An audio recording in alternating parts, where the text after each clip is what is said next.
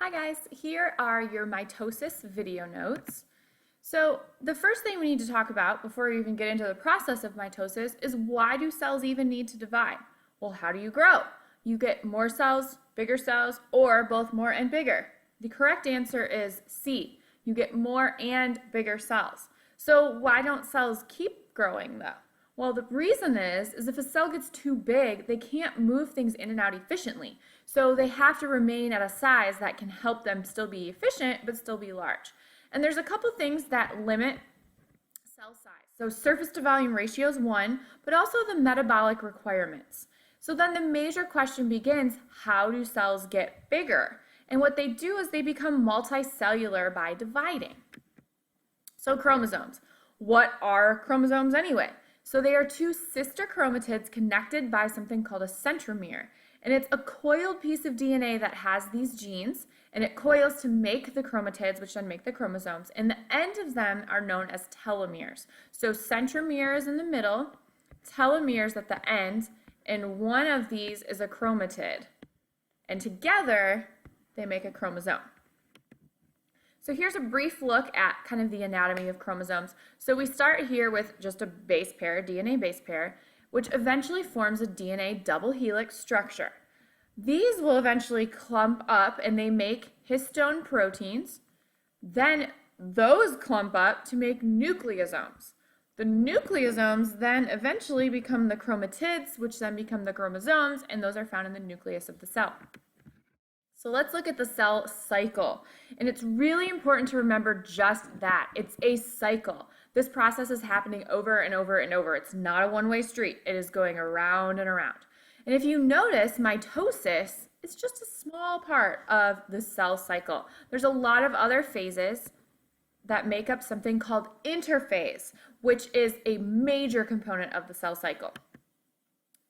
When we get into this, like I said, interphase is where most cells are. Mitosis is just that small chunk of time when the cell's dividing, and then cytokinesis is that final division of cells. And there's a nice little reminder you can do. This is something students of mine came up with several years ago, but if you look at the order, you have I, and then P, N, A, T, C. So something they came up with was I feed myself at the cafe. So it's a nice little way to remember. It's kind of funny, kind of silly, but it helps you remember the order that they should be in. So I peed myself at the cafe, IPMAT, C, however you need to remember this.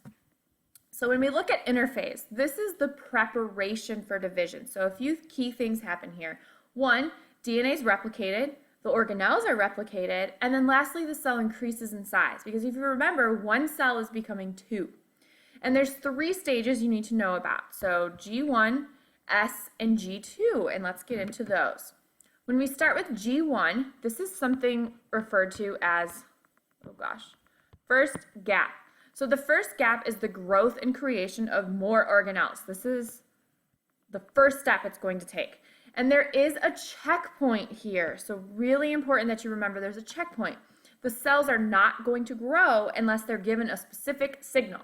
So if they don't get that signal, they're going to go into something called G0, which means no growth, cell rest.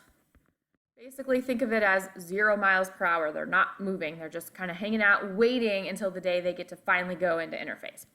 And many human cells do stay here. So nerve cells, muscle cells, these cells stay here because once they're at that point, they don't need to divide anymore. Next up, we have S phase, or the synthesis of DNA phase. And this is also just referred to as replication, right? DNA is replicated. Now, this picture might confuse you just a little. One chromosome that's unduplicated can still be called a chromosome. But when they're in the X formation, they're also called a chromosome, but at this point, they've been duplicated or replicated. Now, later on, we'll talk about chromatids versus chromosomes, but that's in the separation. When you're in the creation standpoint, a chromosome can be single or double, as this picture shows. So lastly, before we get to mitosis, is something called G2. So this is the second gap. Once again, we have a checkpoint here. The cells are not going to actually start the division process unless they get that specific signal that they need. So here's a brief kind of overview in a little bit different way of a visual, and we'll do a wheel like this in class together. But you have G1, cell growth, S, replication, G2, preparation for division, and then you have the actual division process in the mitotic phase. So there's 4 stages within mitosis that you need to know. So prophase, metaphase, anaphase, telophase. You need to be able to not only know the words, but recognize what they look like at these stages and know what happens. So let's get into it. Prophase, this is the longest phase of mitosis. Remember, the whole cell cycle, interphase is the longest, but of mitosis, prophase. So several things are going to happen. That chromatin's going to coil into chromosomes. So we have a bunch of loose chromatin in the nucleus. It's going to coil into a chromosome. That nucleus is also going to disappear, and something called centrioles, these are an organelle you should be familiar with, they form at opposite ends of the cell. And those spindle fibers start to grow from these centrioles. They're important in the next stage. So here's a picture of prophase. So you can see the centrioles and the spindle fibers over here. You see your chromosomes arranged in the middle, and the dotted line is signifying that the nucleus is disappearing. If I were you, I'd pause here, draw yourself a quick little sketch of what prophase should look like. On to metaphase. So in metaphase, chromosomes line up in the middle of the cell, and they line up single file. And the easy way I just remember this is meta middle, MM. So when you see metaphase, that means middle right away. And at this point, the spindle is now stretched completely across the cell from both ends, and those spindle fibers are attached to the centromere of the chromosome. So here's a picture of that. So once again, we have our centrioles, and all of these black lines you see are spindle fibers. And then, like I said, single file, our chromosomes are in the middle. Once again, pause here and sketch this into your notes.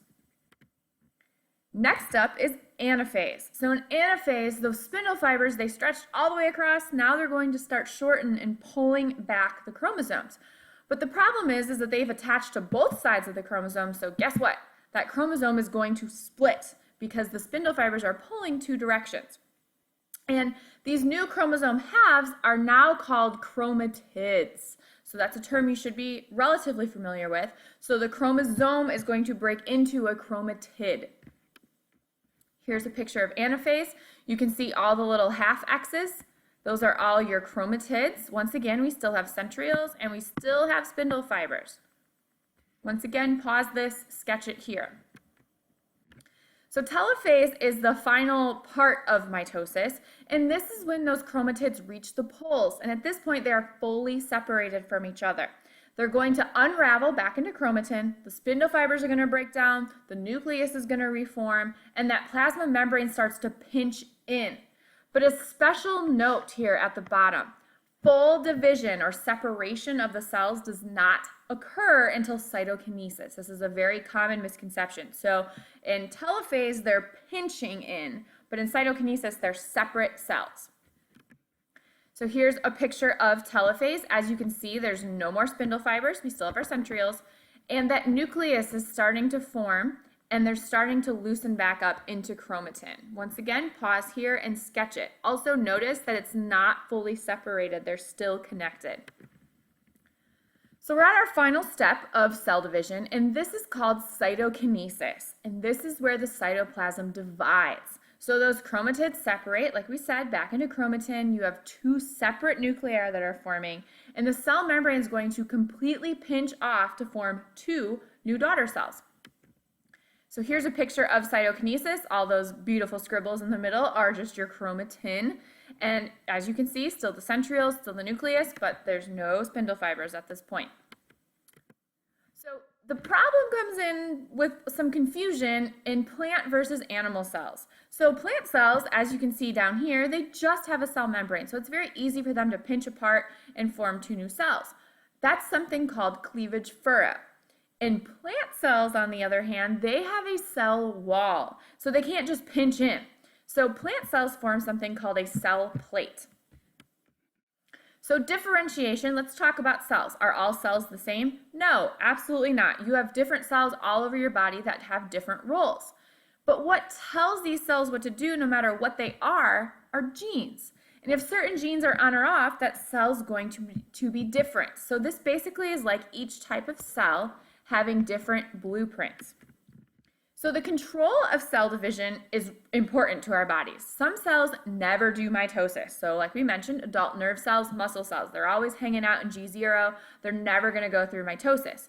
But mitosis is controlled within the cell, but it's also controlled by outside influences. So things like growth hormones, whether they're by your body or you can take them artificially, these are going to stimulate cell division, for example.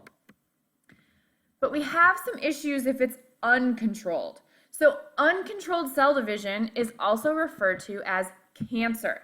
So this is abnormal cells that don't go through those checkpoints. They just divide, and you get tons of cells in the form of usually a tumor or cancerous cells throughout your body. So those tumors can be two things. They can be benign or malignant. So benign is contained by a membrane sac. It's not all over the body.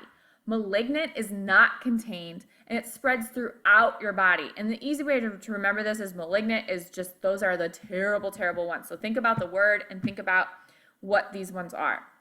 In terms of treatment, you've probably heard of radiation and chemotherapy. So radiation is going to kill the cancer cells and those normal cells are going to grow back because they're going to reproduce through mitosis. Chemotherapy, on the other hand, kills all dividing cells. This is why people have lots of side effects when they do chemotherapy because it's literally attacking every cell in their body. There's also a different type of control that you need to be aware of, and it's something called apoptosis, which is kind of a fun word to say, but basically what it is programmed cell death, which is striving for homeostasis, which we know is a constant internal environment. So this can come from extracellular signals or internal signals. And the thing with this is basically if cells don't divide or they're not fit to divide, they can actually become suicidal and they just kill themselves. They just kill themselves off. So this can be a good and a bad thing. You're probably wondering, I don't understand how this could even be good, but trust me, it can. So good effects of apoptosis are things like differentiation. For example, your fingers and your toes. I don't know if any of you know anybody with webbed toes or fingers. My cousin, his one foot, 3 of his toes are webbed together because those cells were never killed off in the womb, so he didn't develop separate toes, so they're webbed together. Also in this picture down here, you see a frog. So we start with a tadpole, and as they change, they become an adult frog and they lose that tail. That's apoptosis. Also, ladies, menstruation. So this is the shedding of the uterine cells in your walls and they kill themselves off because they haven't been fertilized or the body hasn't been fertilized. So there are bad effects, as you can imagine. So the cells may divide slower than they die. So you're having all these cells die, but then you don't have new ones that regrow in like they should, or they divide faster than they die, and this is where a tumor can form. The final thing we're going to talk about is macromolecule involvement. So proteins do assist in mitosis. So we're circling back to macromolecules. So something called cyclin proteins bind to enzymes called cyclin-dependent kinases. So what do? They control the different stages by starting the next process. And this is usually following a checkpoint. We talked about the G1 checkpoint, the G2 checkpoint. So it's kind of like how a key needs to go into your car to start the ignition. Well, some cars now don't even have them, but think about an old car. So after G1, it's going to signal replication of DNA. After S, it's going to signal protein synthesis. After G2, it's going to signal mitosis to start. And after cytokinesis, it signals those new cells to start cell division all over again. So these proteins are very important to this process. And that is all for your notes.